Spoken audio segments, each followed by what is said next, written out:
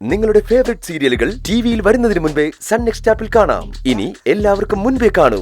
ഇപ്പോൾ തന്നെ sun next app download ചെയ്ത് സബ്സ്ക്രൈബ് ചെയ്യൂ. എനിക്ക് ഇന്നിവിടെ നിന്ന് പോകാൻ പറ്റും തോന്നുന്നില്ല. ആ ഡോക്ടറുമായി സംസാരിച്ച് ഒരാഴ്ച കൂടി ഇവിടെ കിടക്കാനുള്ള ഏർപ്പാടുണ്ടാക്കിയിട്ടായിരിക്കും ഗൗതം വരാൻ പോകുന്നത്. ആന്റി ഇപ്പൊ ഇങ്ങനെ പറഞ്ഞതേ ആന്റിയുടെ മോനെ നന്നായിട്ട് മനസ്സിലാവാത്തതുകൊണ്ട്. ആന്റി നോക്കിക്കോ, ഗൗതം തിരിച്ചു വരുന്നത് ഡോക്ടറുടെ അടുത്ത് നിന്ന് കൊണ്ടുപോവാനുള്ള അനുവാദവും വാങ്ങി ഡിസ്ചാർജ് ബില്ലും അടച്ചിട്ടായിരിക്കും. എന്തായി മോനെ? എന്താവാൻ, ഡിസ്ചാർജ് എഴുതി വാങ്ങിച്ചു, ബില്ലും അടച്ചു. ഇനി നമ്മൾ ഇവിടെ നിന്ന് ഇറങ്ങിയാൽ മാത്രം മതി.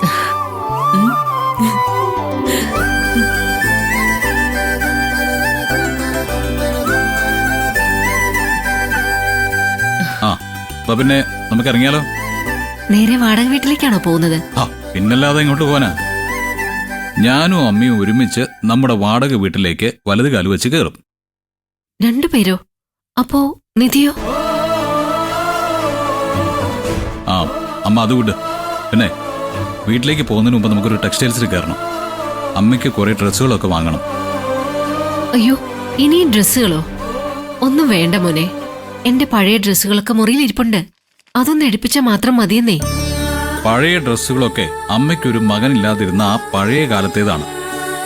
ഇതങ്ങനെയല്ല, പുതിയ ജീവിതമാണിനി. ഇപ്പോ മകൻ കൂടെ ഉണ്ട്, കുറെ ഡ്രസ്സുകളും വേണം.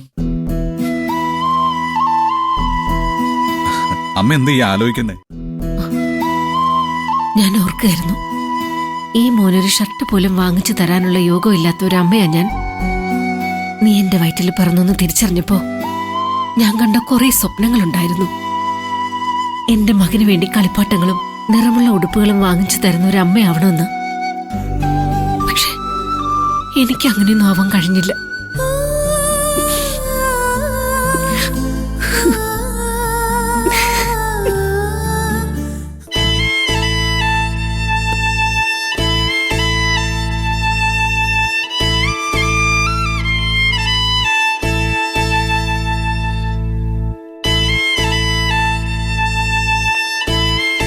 ഇതെല്ലാം എന്റെ മോന് വേണ്ടി ഞാൻ വാങ്ങിച്ചു കൂട്ടിയ ഉടുപ്പുകളാ.